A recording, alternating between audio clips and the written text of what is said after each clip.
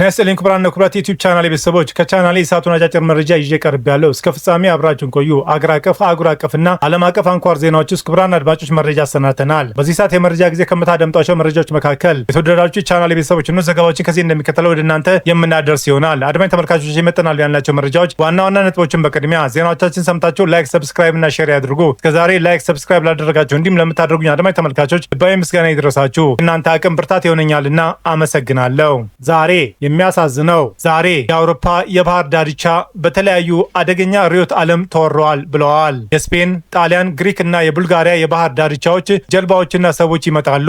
የአውሮፓ ሀገራት ለዚህ ወረራ የሆነ ነገር የሚያደርጉት መቼ ነው? በቻናላችን የምንለው ይኖራል። አብረን እንከታተለው። ዛሬ በሴንት ፔተርስበርግ ዙሪያ ከ140 በላይ ድሮኖች ተመተው እንደወደቁ ከንቲባ አሌክሳንደር ድሮዝ ዶከር ተናግረዋል። ጦርነቱ ከተጀመረ ወዲህ ለመጀመሪያ ጊዜ ነዋሪዎች ከቤታቸው እንዳይወጡ ማስጠንቀቂያ ተሰጥቷል። የምን ምላሽ ሰጡ? በቻናላችን የምንለው ይኖራል። አብረን እንከታተለው። ዛሬ በኮምፒውተር ተጠንቶ የተሰራ የኤአይ ሙዚቃ ለወራት ይሰራ እንደሆነ እንጂ ዘላቂ የሆነ የሚል ሀሳብም የለውም። ሌሎች ባለሙያዎች ደግሞ የኤአይ በተለይ አዳዲስ የሙዚቃ ስራዎችን ለመስራት በሀሳብም ሆነ በቴክኒክ ጥሩ አጋዥ ነው ሲሉ በበጎ ተመልክተውታል። ለመሆኑ የዘመኑ ቴክኖሎጂ ልዕቀት በተለይ በሙዚቃው ዘርፍ ምን ያሳጣል? ምን ያስገኝ ይሆን? የኢትዮጵያ ሙዚቃስ በምን መልኩ ሊለውጥ ይችላል? በቻናላችን የምንለው ይኖራል። አብረን እንከታተለው። ዛሬ በሆለታ ሆስፒታል ሕክምና ከተደረገለት በኋላ ለተሻለ ሕክምና አዲስ አበባ ወደሚገኘው ጳውሎስ ሆስፒታል ተልኮ በፖሊስ ቁጥጥር ስር ሆኖ ሕክምና እየተደረገለት ይገኛል። ግለሰቡ በሌሎች ሰዎች ላይ ያደረሰው ጉዳት እንደሌለ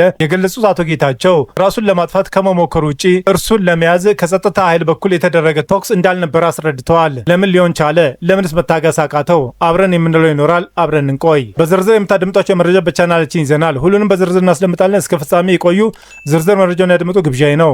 ሁሉንም ከኢትዮ ፍቅሩ ዜና ወደሚደርሳችሁ ዝርዝር መረጃ አለፍኩ። አብረን እንቆይ።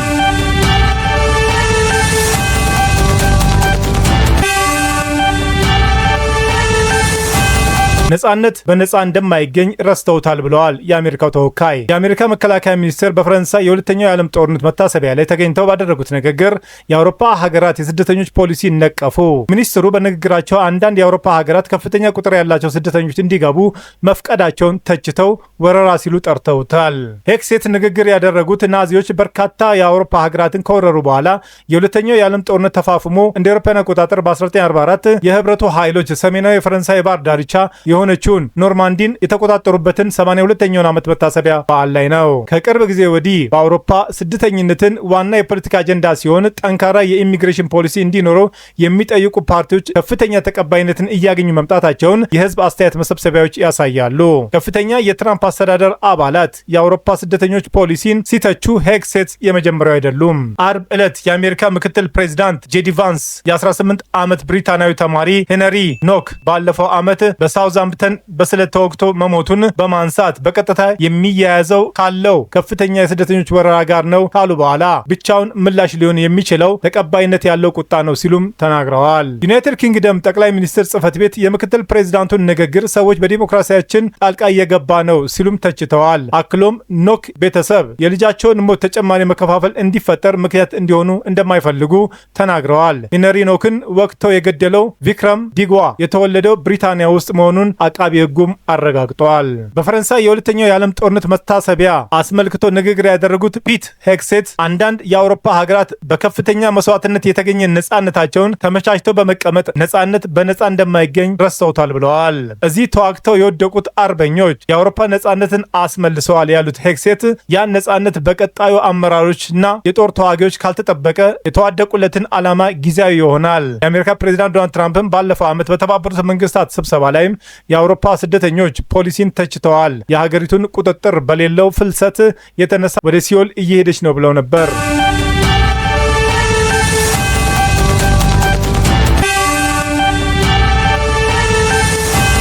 ዩክሬን ጦራቸው የሩሲያን የባህር ኃይል ኢላማ አደረጉ።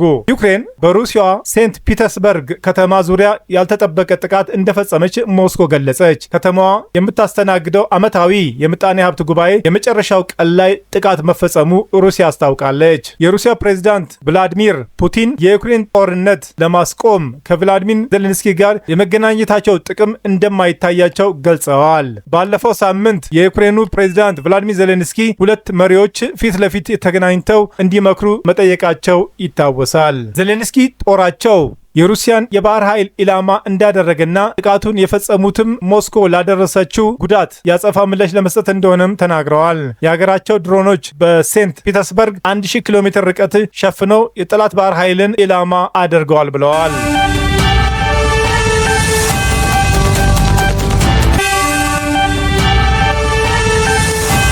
ባለቤት አልባ የኤአይ ሙዚቃ እየጎረፈ ነው። በሰው ሰራሽ አስተውሎት ኤአይ ተገርበው በአዲስ መልክ የተሰሩ ሙዚቃዎች የዩቲዩብ ገጾችን ወረዋል። የአንጋፋና ተወዳጅ ድምፃዊ የሙዚቃ ስራዎችን በአማርኛ በተኮላተፈ የኤአይ አንደበት እየተዘፈኑ ነው። አንዳንዶቹ በመቶ ሺዎች የሚቆጠሩ እይታዎች አሏቸው። የአድማጭን ትኩረት የሳቡም ይመስላሉ።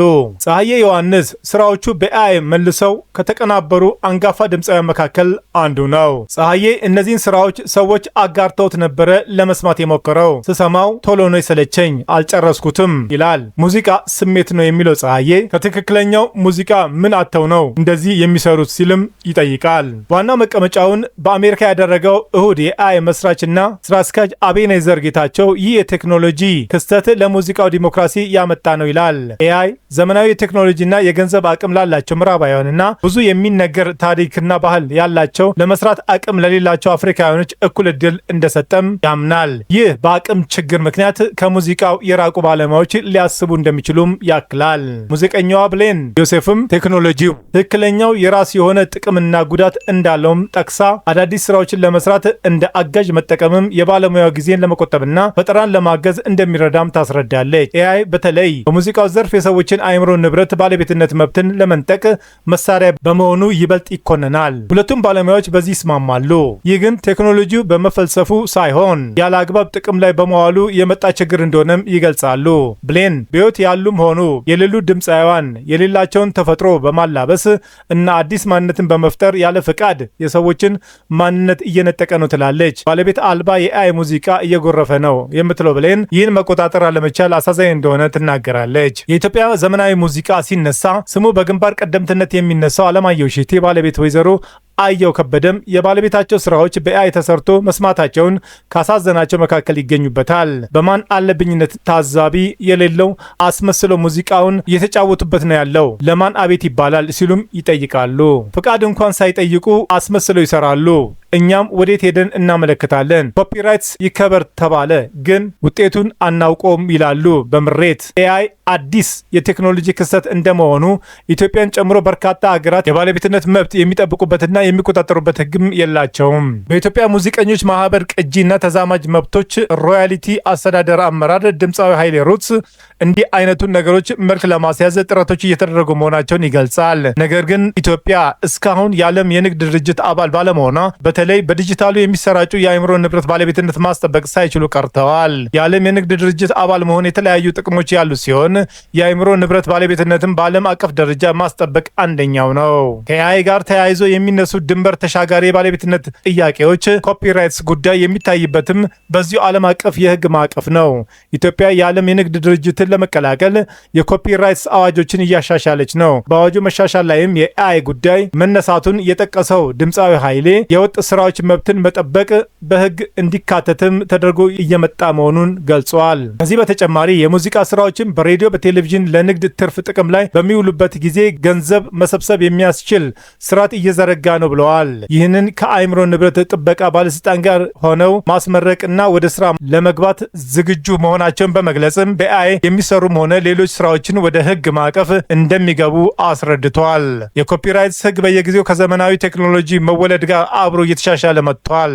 እንደ ስፖቲፋይ ያሉ ሌሎች የሙዚቃ ማሰራጫዎች እና ማውረጃዎች የባለቤትነት መብት መጠበቅ የሚያስችሉ ስርዓቶችንም ዘርግተዋል። የማህበራዊ ሚዲያ መድረክ ዩቲዩብ ባለፈው ዓመት ወጥነት ለሌላቸውና ከሌሎችም ለተቀዱ ስራዎች ክፍያ መፈጸም እንደሚያቆምም ገልጸዋል። ይህ የሌሎችን ሰዎች የሙዚቃ ስራዎች በኤአይ ተቀናብረው መቀረባቸው ባያስቆምም በኤአይ የተቀናበሩ ወጥ ስራዎችን ለአድማጭ እንዲቀርቡም ያበረታታ ይመስላል።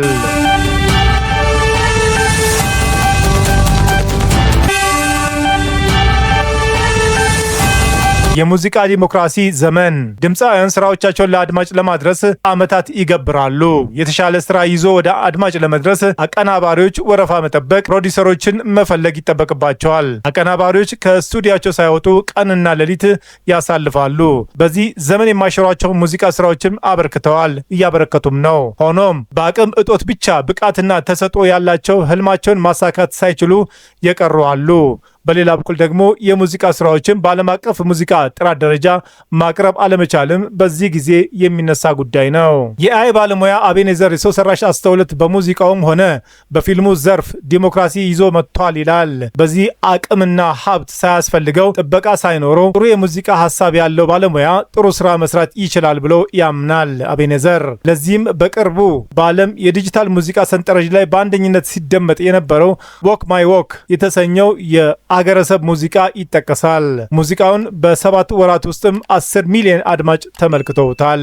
አቤኔዘር በተለይ በሙዚቃው ዘርፍ አዳዲስ ሙዚቃ ለመስራት በብዙ መንገድ ፈተና የሆነባቸው ባለሙያዎች ወደ ሙያው እያስገባ እንደሆነ ይናገራል። አንድ ሙዚቀኛ አንድ መሳሪያና ሀሳብ ካለው ግጥሞችን አዘጋጅቶ ጥሩ ሙዚቃ ማዘጋጀት ይችላል። ይህ 100% ትክክለኛ ነው አይደለም የሚለውን ጥያቄ ውስጥ እንዳለ ሆኖ ጥሩ ድል እየፈጠረ ነው ብዬ አስባለሁ። ይህ ግን ሙዚቃ በስሜትና በቡድን የሚሰራ ጥበብ እንጂ በኮምፒውተር የሚዘጋጅ አይደለም ለሚለው ድምፃዊ ፀሐዬ አይዋጥለትም።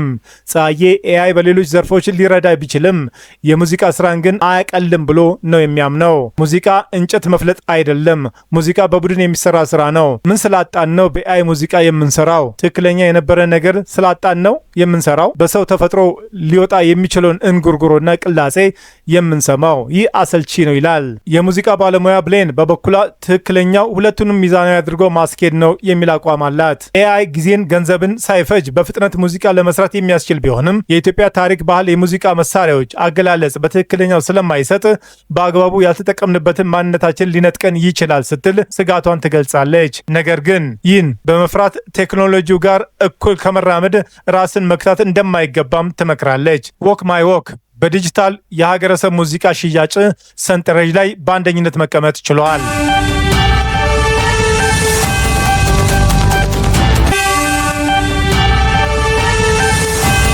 ኤአይ የፈጠራ አቅምን ያዳክማል ወይስ ያሻሽላል? ኤአይ ሰዎች ጫና ለማቅለልና ጊዜን ለመቆጠብ ያገዛል በሚል ጥቅም ላይ ቢውልም የሰው ልጅ የፈጠራ አቅምን ያዳክማል የሚል አስተያየቶችም ይሰማሉ። ድምፃዊ ኃይሌ ኤአይ የሰው ልጅ ፈጠራ ጸር ነው ይላል።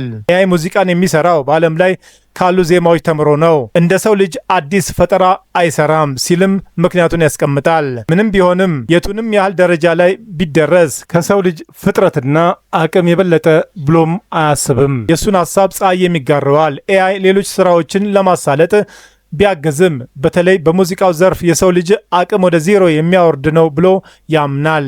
አሁን በምንሰማው ነገር ደስተኛ አይደለውም የሚለው ፀሐዬ የወደፊቱ ዓለም አስጨናቂ ነው፣ ለብዙ ነገር ጥሩ አይደለም ብለዋል። የኤአይ ባለሙያ አቤኔዘር ግን ጥቅምና ጉዳቱን የሚወስነው እንደ አጠቃቀማችን ነው የሚል ሀሳብ አለው። በሙዚቃውም ሆነ በሌሎች ዘርፎች ኤአይ ገና ጅምር ላይ ነው ያለው፣ ህጎች፣ መመሪያዎችና ደንቦች የሉም የሚለው አቤኔዘር ይህ ክስተቶችን ቢፈጥርም ኤአይ የሰው ልጆችን የፈጠራ አቅም ያገዛል እንጂ ያዳክማል የሚል እምነት የለውም። የሙዚቃ እውቀት የሌለው ባለሙያ ከሰው ጋር የሚደርስ ሙዚቃን መስራት አይችልም። የተሰሩትንም ስራዎች ለመገምገምም የሙዚቃ እውቀትና የፈጠራ አቅምም ይጠይቃል ይላል።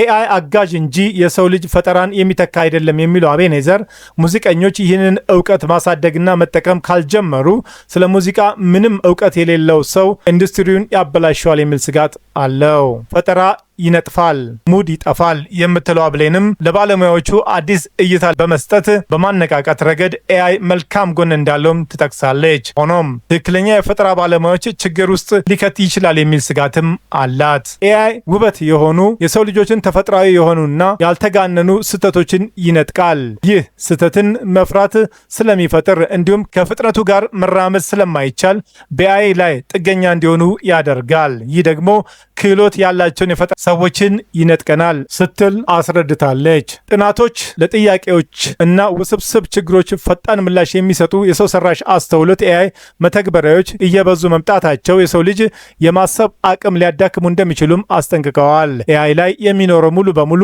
የሆነ ጥገኝነት ማስወገድ እንደሚገባም ይመክራሉ።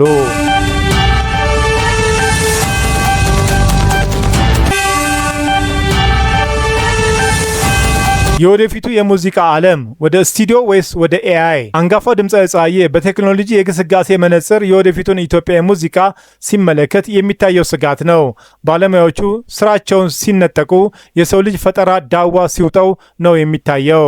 ኃይሌ ሩትስ የሙዚቃ ምርጫ ለአድማጭ የሚተው ቢሆንም የኢትዮጵያ ሙዚቃ ለዛ ማሳጣቱ አይቀሬ ነው ይላል። አቤኔዘር ግን የኢትዮጵያ ብሎም የአፍሪካ ሙዚቃ በዓለም አቀፍ ደረጃ እኩል ተወዳዳሪ እንዲሆን የሚያደርግ እድል ይዞ ስለመጣ የወደፊቱ ሙዚቃ ጥሩ መልክ እንደሚኖረውም ይገምታል። ምክንያቱም ሲያስረዳ ሌላው ዓለም ላይ ያሉ ባለሙያዎች የፈለጉትን አይነት ሙዚቃ ወይንም የፈጠራ ስራ ለመስራት የገንዘብ እንዲሁም የቴክኖሎጂ አቅም አላቸው። አፍሪካ ግን ብዙ የሚነገር ታሪክና ባህል ቢኖረውም በአቅም ችግር ምክንያት የሚፈልገውን ያህል ለዓለም ማሳየት ሳይችል መቆየቱን ይገልጻል። ኤአይ ለሁሉም እኩል መድረክ መስጠት በመቻሉ ወደፊት ጥሩ ስራዎች ይጠበቃል።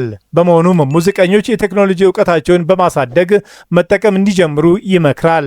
ይህ ካልሆነ ግን እውቀት የሌለው ሰው ዘርፉን መበረዙ አይቀርም ሲልም ያሳስባል። አዲሱ ቴክኖሎጂ ለኢትዮጵያ ሙዚቃ ብቻም ሳይሆን ለበርካታ ዘርፎችም ስጋት ይዞ ነው የመጣው የሚለው ድምፃዊ ፀሐዬ በበኩሉ ኤአይ አዎንታዊ በሆነ መልኩ የሚለውጠው ነገር አለ ብሎ አያምንም።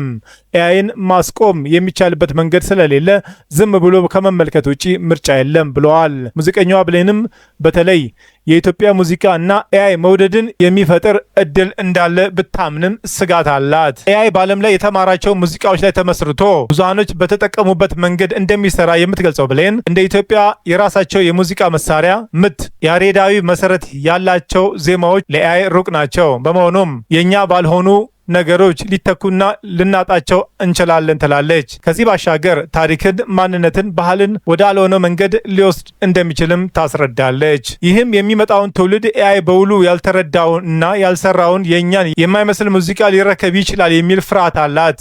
ሆኖም ቴክኖሎጂን በረከት መቀበል እንደሚገባ፣ ነገር ግን ራስን ማጣት እንዳይመጣ ሚዛናዊ በማድረግ እንደ አጋዥ መጠቀም እንደሚያስፈልግም ትመክራለች። ይህ ሚዛን ከሳትን ከባድ ነው የሚሆነው። ምን ሊሆን ይችላል የሚለው ግን መተንበይ አዳጋች ነው ብላለች።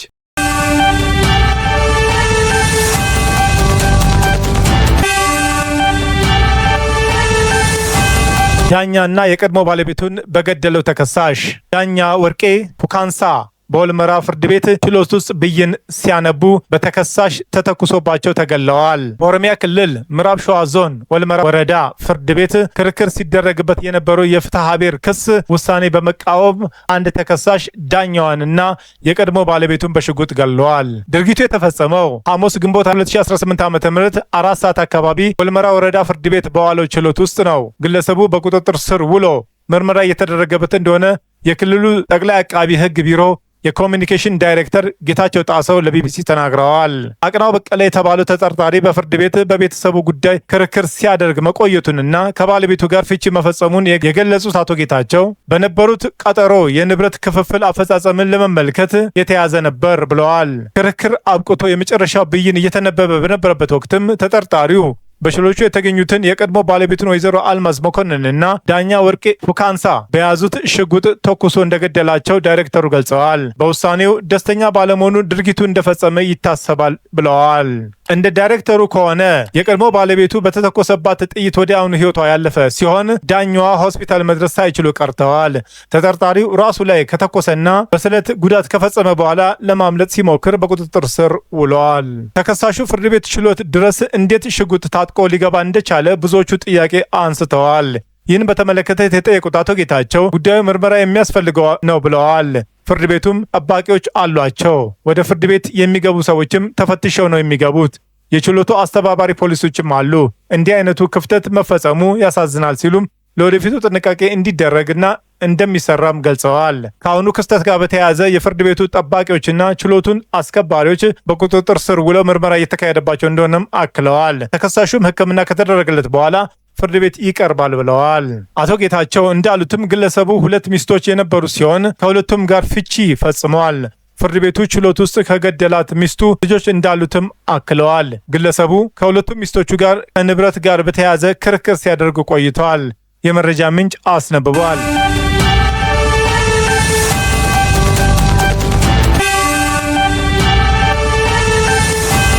ቻናሌን ስትከታተሉ ስለቆያችሁ ታላቅ አክብሮት አለን። ውድ የቻናሌ ተከታታይ ቤተሰቦች በመላው ዓለምና በእግር ቤት ላላችሁ ሁሉ በየዕለቱ ስኬት እንዲገጥማችሁ እንመኛለን። ዜናዎቻችን ሰምታችሁ ላይክ፣ ሰብስክራይብ እና ሼር ማድረጉ እንዳይዘነጋ፣ እንዲሁም ድጋፋችሁ አይለየን። በሌላ መረጃ ተመልሰን እስክንገናኝ በያለንበት ቦታ ሰላምና ጤና ይብዛልን።